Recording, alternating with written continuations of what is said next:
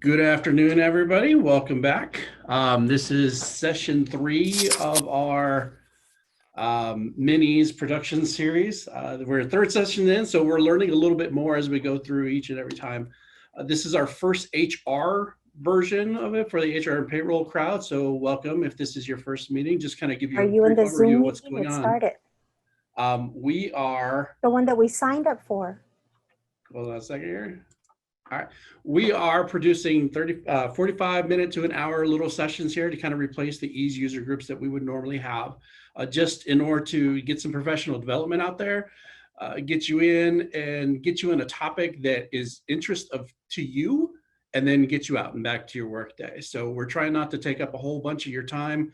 We're going to go through, we have employee maintenance on board today. We're going to go through some features of that, maybe some things that you've overlooked. As through a lot of things, Infinite Visions, you'll find that it's, you learn from whoever did the job before you. So when those kind of things happen, it makes it a little bit difficult to kind of catch up and remember things that you missed. So we're going to go over. So if this is your first time looking at employee maintenance, you'll see things and you'll kind of get a basic primer. If you've been in employee maintenance a billion times before, some of this stuff might seem kind of a rehash. Some of this stuff is like, hey, I could teach this session, which is awesome. But we're going to cover a little bit of everything. We do have the setup wizards and termination wizards towards the end, so make sure you stay tuned for the entire thing. If you have any questions throughout this process or throughout these presentations, please use the chat feature in Zoom. So if you look down at the bottom, there is a chat button in there. There is some chat feed. I did put a couple files out there in the chat. Those are some handouts for the meeting today. One of them for the termination wizard, which will be towards the end, and the other one for the employee setup wizard as well. There's also a PowerPoint that we're going to kind of cover at the beginning. We'll make that available later on during the meeting. If you don't catch this meeting live, or if you need to go back and review it, we will post it on YouTube probably early next week, maybe over the weekend, depending on how busy my kids keep me. Other than that, I hope that you find something interesting here. I'm going to go ahead and do a quick introduction of the two presenters that we're going to have on board today. So first, let me introduce you to Miss Andy De La Rosa, who is working from the comfort of her house right now. Andy, say hi. Hello, everybody. Welcome. She'll be covering the employee maintenance and the employee setup wizard. And also Miss Jill Wynn, who is also working from the comfort of her house. Say hi, Jill. Hello, everybody. So there's a lot of stuff to go over. Again, if you have questions, use chat. The names of all of our people in our office of our team are all bubbled up right at the top of the participants list. So you're going to see everybody says CSS on it. Those are all county school superintendents.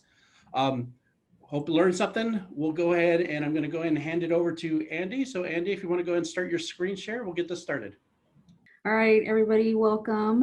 Like Mike said, if you guys have any questions during the presentation, use the chat and he will catch your questions so that he can answer your questions. And I will try to go as slow as possible. There may be lags because we're doing this all online. So be patient. So employee maintenance, several of you are very familiar with employee maintenance. Some of you are new to Visions. And when you're entering a new employee, you're gonna enter a lot of their data in this screen. For example, their name, if some districts use prefix, which is Mr., Miss, Mrs., their name, generation, whether they're senior, junior, third, all that good stuff. Social Security number. This is very important for you to make sure the Social Security number is correct. This will cause you some issues down the road when it comes to W-2 time or anything else that you may be that has the employee's Social Security number. Verify their new hire paperwork that you have entered the Social Security number correctly into the system. There's the address. There's two sections, mailing and street address. There's employees who have a PO box. You can enter that in the mailing address fields, and then their physical address in the street address fields. Then you'll go to primary job title, whatever their job title is. Some districts use a primary work site, check location, and then you have the template. So for those of you that might not know what the template is, depending on the position, so for example, Candy Bar is in food service. She's tied to the maintenance, transportation, food, and technology template. This field will apply their standard deductions, leave plans, supplemental pays, employee groups, miscellaneous tracking, and that is created. I'll go over the next slide on how to set that up if you have questions on, or if you're new into this area on how to set it up. Because you have different employees, 12-month employees, 10-month employees, even non-staff coaches. Comments field, you want to be as detailed as possible in comments field. It's very helpful to not only HR, but to payroll. If an employee leaves and comes back, or an employee switches positions in the middle of the year, notate this in the comment section. Some districts use the employee's picture. Some districts don't. It's fine if you do or you don't. Then we have the issue paycheck, this section here where you can turn on the issue paycheck for a new employee. You can archive an employee, select whether they're a substitute or they're retired, their status, whether they're active or inactive, employee category, classified, certified, administrator, non-staff coach, and then of course their gender and their marital status. When you archive an employee, whether you're cleaning up data or people are gone for the school year, you just want to verify that they have received their last paycheck, they've received their W-2 for that fiscal year before you archive them. And once you do archive them, they won't come up in reports that you may run in the future. Email direct deposit. Several districts do email the direct deposit slips to employees. Once this is checked, you can enter their work email, personal email, but whatever email the employee prefers or the district prefers where to send their employee direct deposit receipt, you want to make sure you select it in the preferred email, whether it's their work or their personal. Export to SIS. For those of you that don't know what SIS is, it's a system information systems.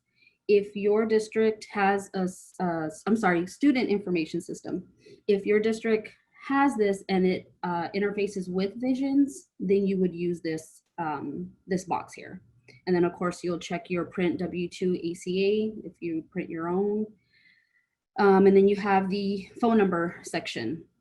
Portal user, this is the username that the employee is linked to in the iVisions portal.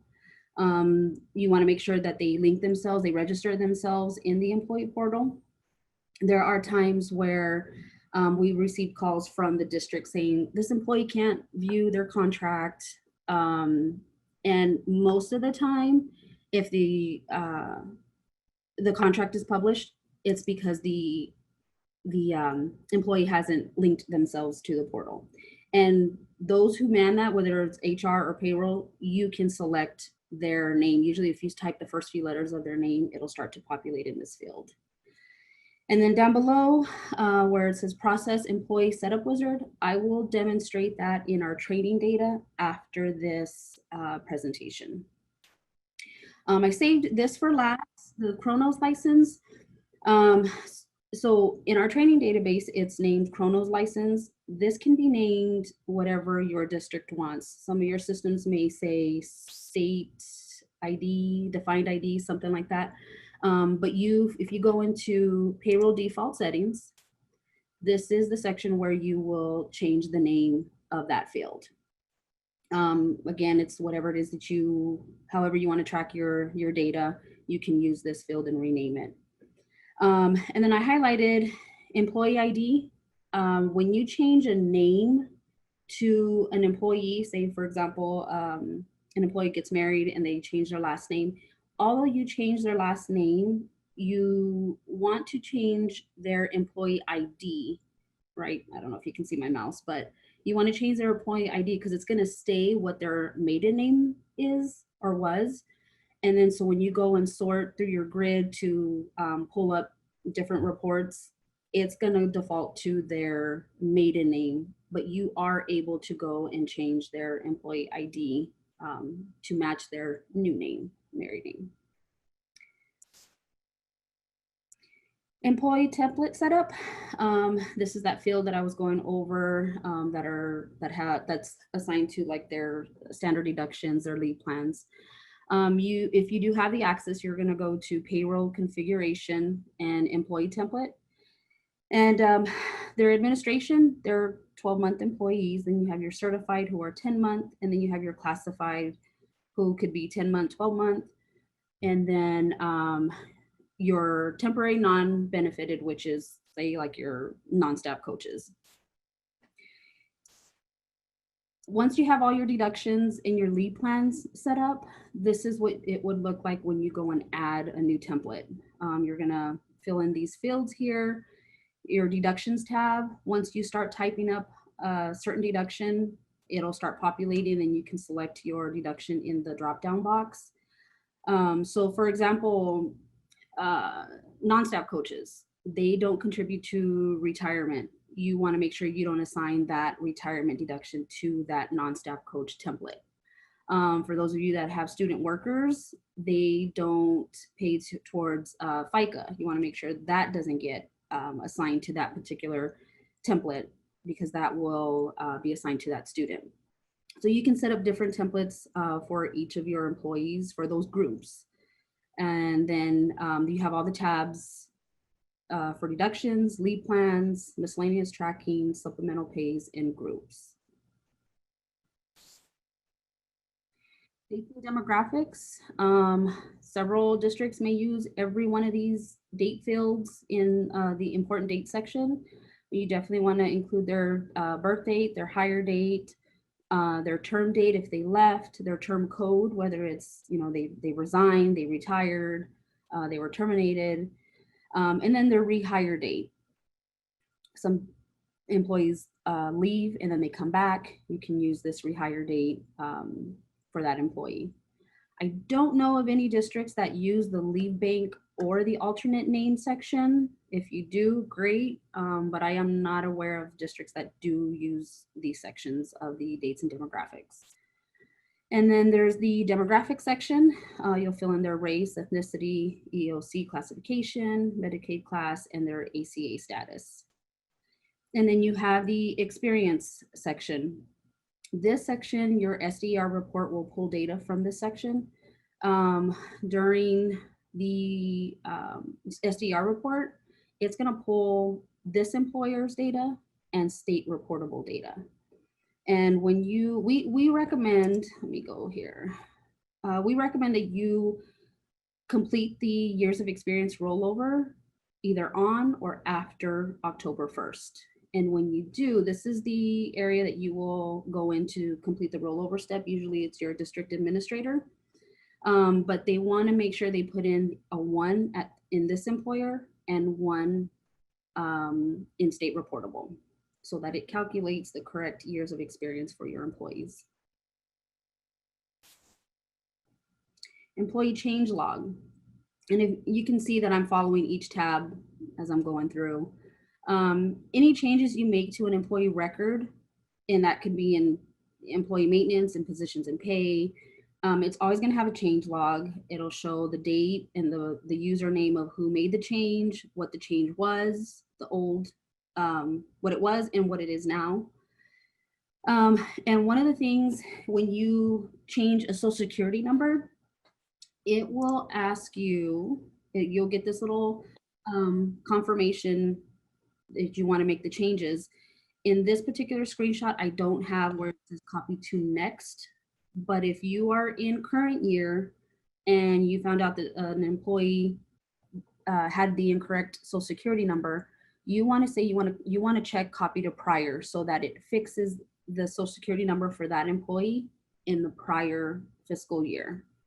If there was a name change in this school year, you won't have to click copy to prior, because if that employee was not married prior year, it can stay that they can keep their maiden name in the prior year. So it just all depends on like what time of year you're in either both connection groups and changes were made, then you would select either copy to prior if that data needs to follow the new year or the old year. State data, this field here is depending on how many months the employee works in that school year. So 12-month employees, you'll select 12, 10-month employees, you'll select 10, and so on. User-defined fields, some of you may need access to this if you plan to use it. You'll get to it from security, workflow configuration, and user-defined fields. You can create user-defined fields just about anywhere in Visions. So for example, if I was creating one, I have a screenshot here as if I was creating an original hire date field, and it would show up in the user-defined tab in that employee in the employee record. You can select whether it's a date field, a text field, or a drop-down field. And you can select whether it's required or not. And under the type, I selected employee maintenance because I want it to show up in the employee maintenance area.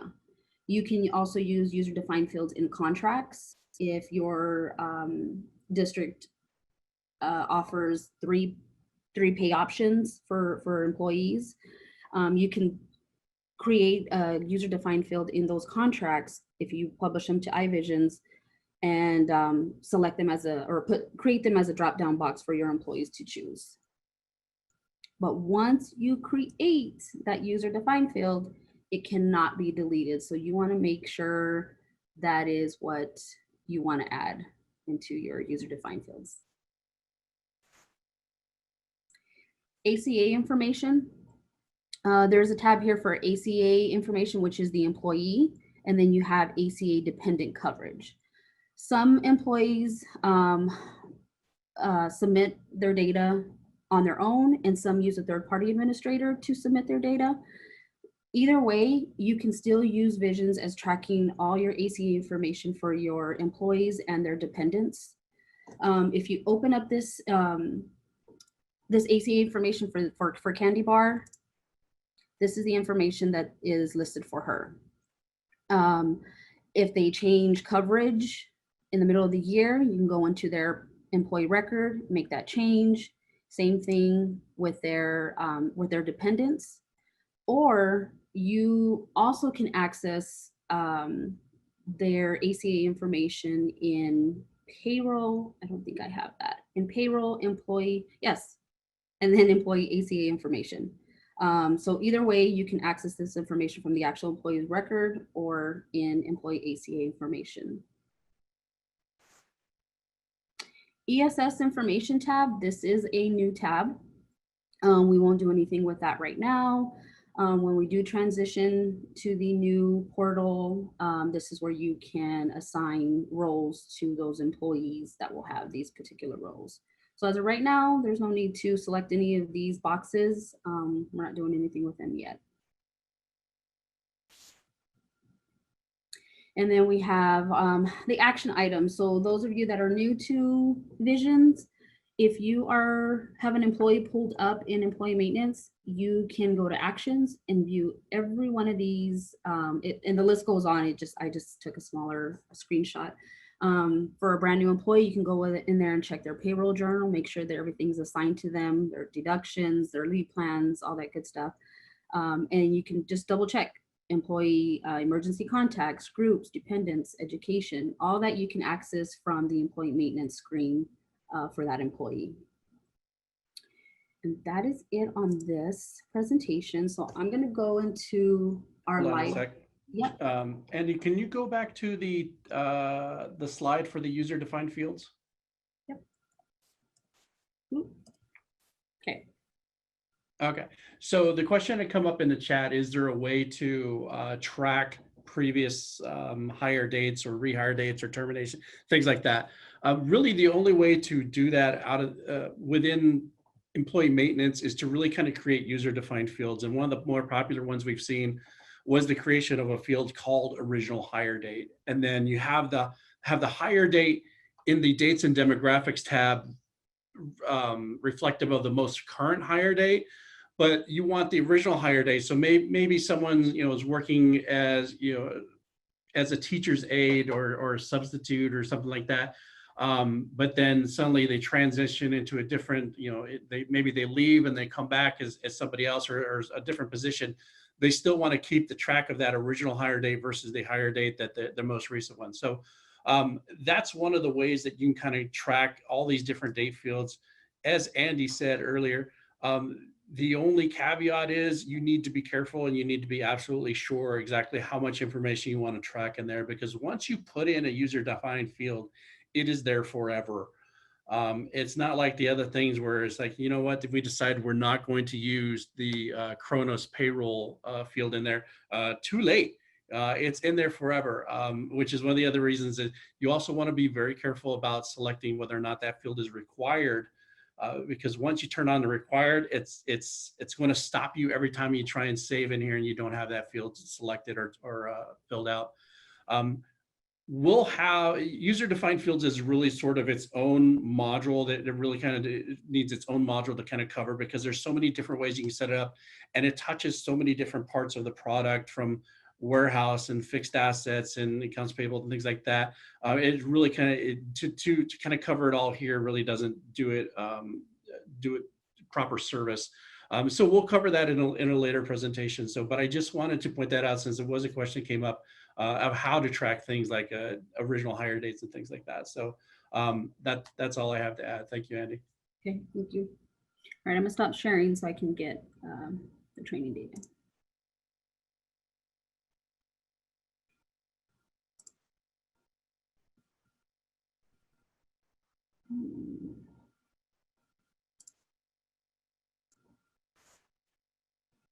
You see, okay?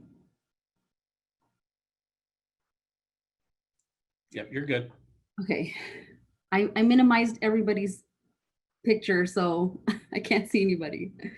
Okay, so on the setup wizard, some districts may call it the new hired wizard, and it's listed in Visions as the setup wizard.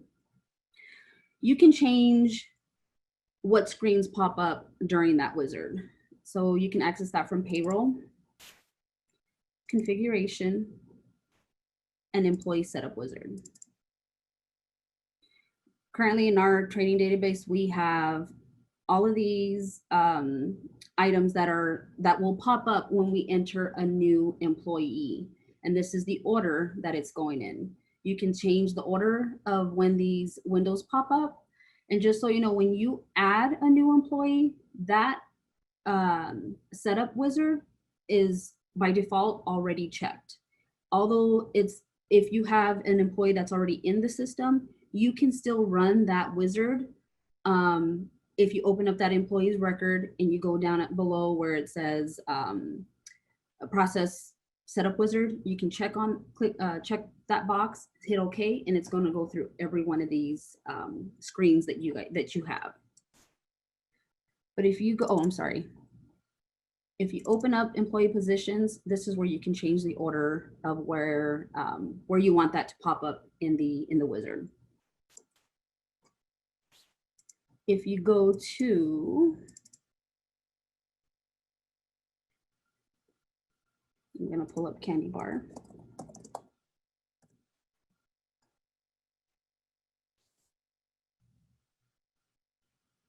I'll run the wizard. She's already in our system. I'm going to click Process Employee Setup Wizard, say OK.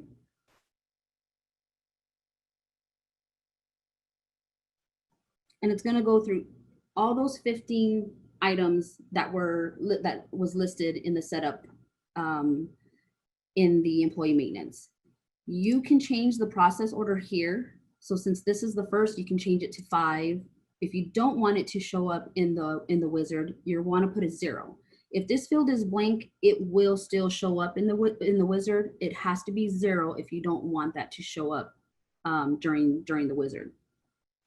If you don't want it to show up and you hit 0, you can come back into this employee record, and from here, you will go to, let's just say, deductions and benefits.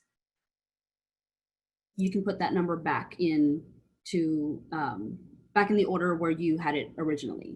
So you can do it from here, or you want to, go into setup and make sure these are the windows that I want popped up to pop up during the wizard, or you can eliminate the ones that you don't want to pop up by hitting putting a 0 in that process order. I think that is it, Mike. Is there anything else on the wizard? Do we have any questions out there related to the wizard? Someone did ask if the wizard is personal or public. It is public. So if you have access to those screens, you will have access to them or to use them in the wizard. It is kind of nice. There are a lot of screens in there though that your district may not use. So feel free to turn off all the ones that you may not use. So if you don't use employee contacts, or if you don't use certain screens, then just 0 those out so you don't have to worry about those.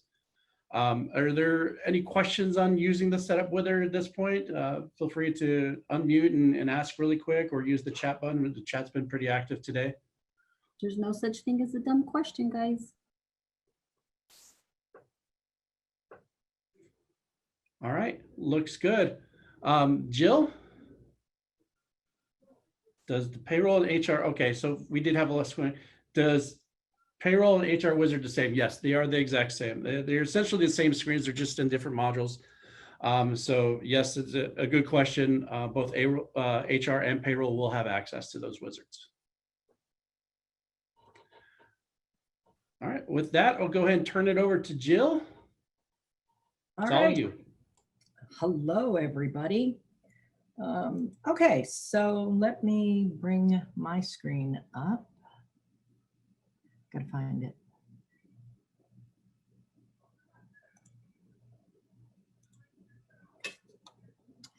So we're going to talk about the termination wizard.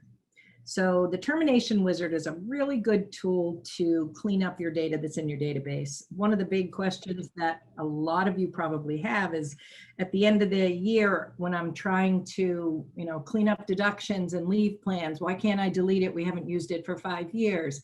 Because somewhere, somehow, it's still attached to an archived employee in the background. Termination is going to help eliminate a lot of that. So we're kind of going to go through it. Couple of things before you can use your termination wizard is you do have to turn it on. Payroll default settings. Right here, open the termination wizard. You have to activate that button, and then you have some options that when the termination date is changed, when the issue paycheck is changed, or either of them, the termination wizard will activate when you hit the OK button. You can also turn it on yourself, which we'll do with a Control-T because we have it turned on. But this protects that anytime somebody goes in and turns off an issue paycheck, they're going to be required for that termination wizard to come up and say, hey, you're doing something.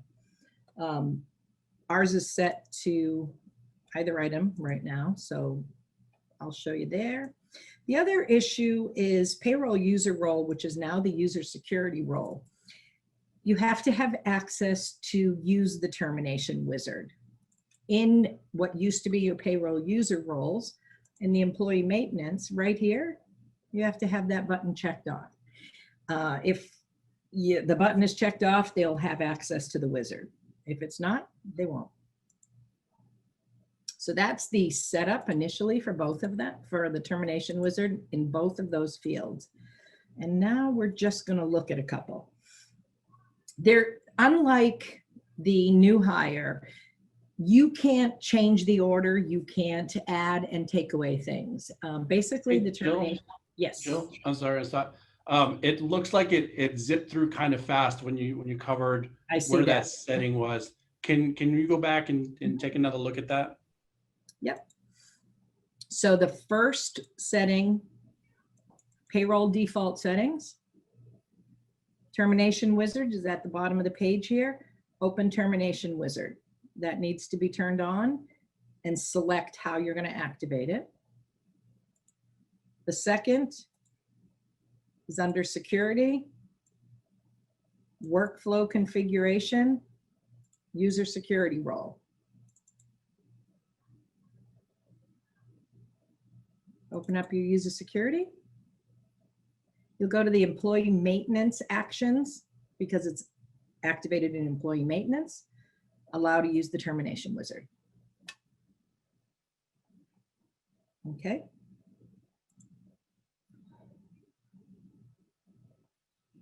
Yeah, feel free to stop us if I go too fast. It's kind of hard with this Zoom thing. They jump a little bit different.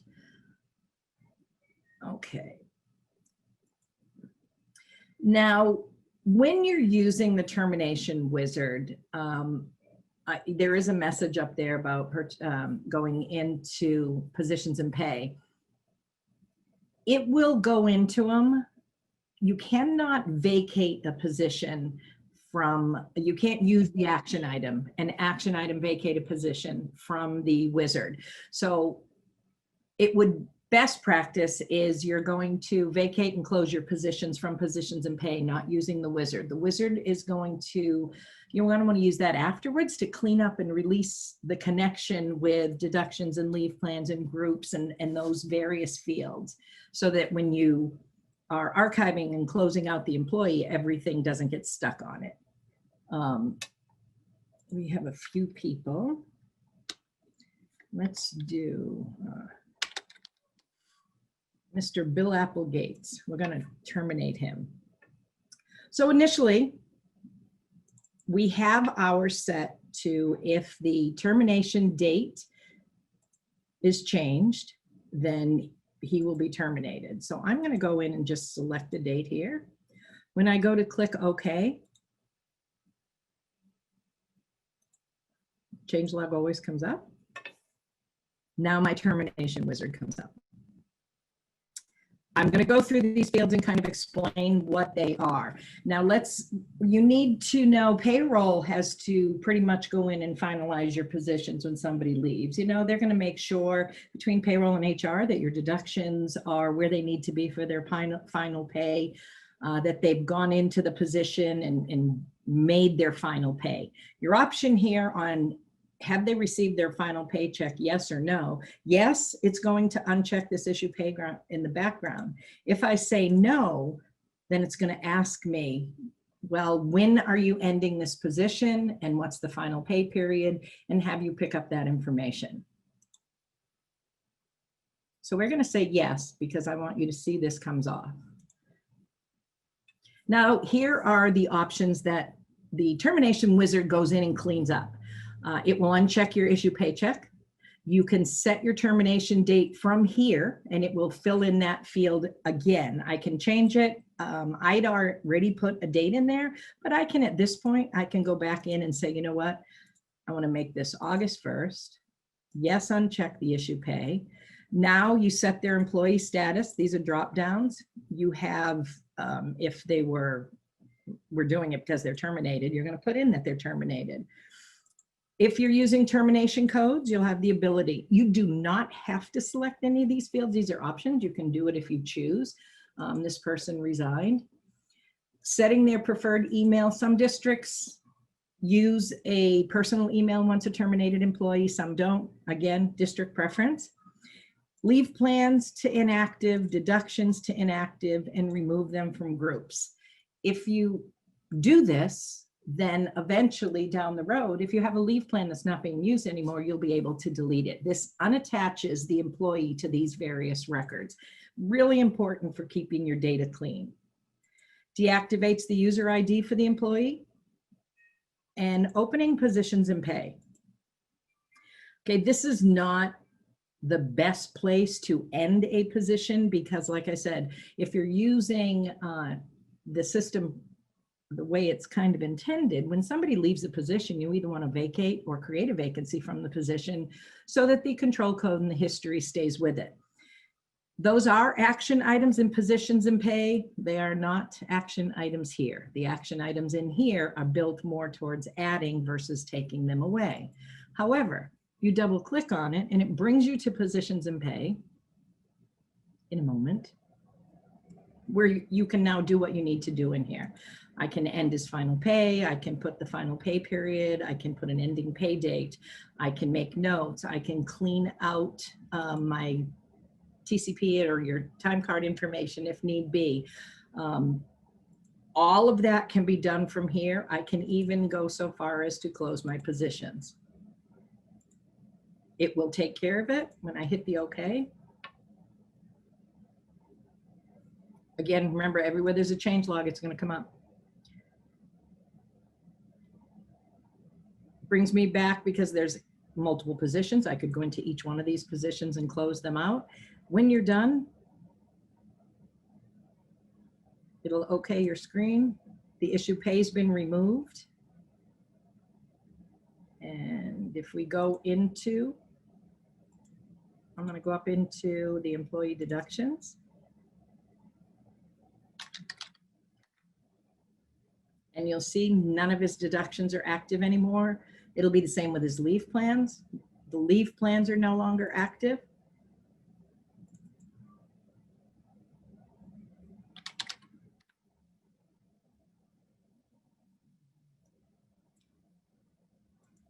Which is way over here.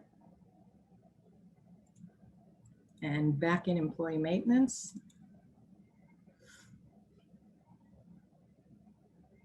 His status, he's been changed to terminated. And he's ready to go. I didn't change emails. Go to the date field, the termination date. Originally I put September 1st. It went back and put October 1st. It gave me a termination code.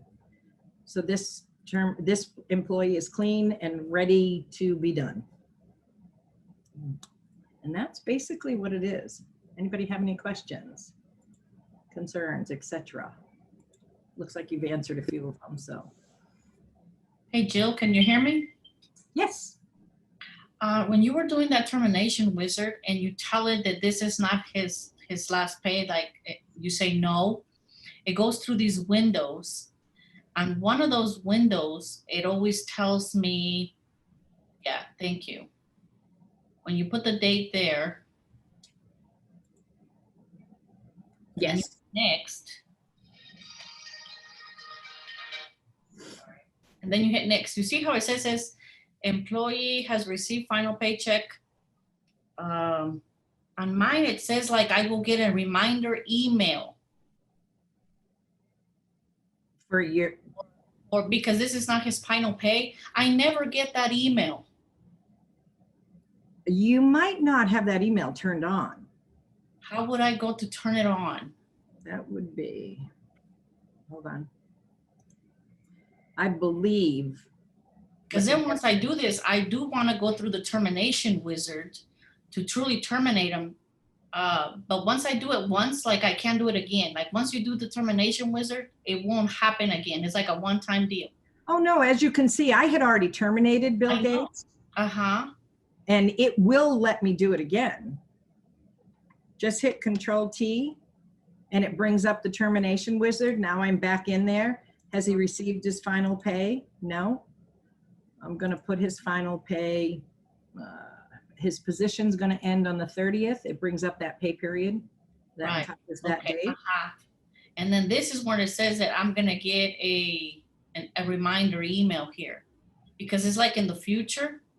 Right. And I wonder if, I believe, if I'm not mistaken, this has to go through the employee contact piece. You have to have that. It comes through, I'm 99% sure. Let me look.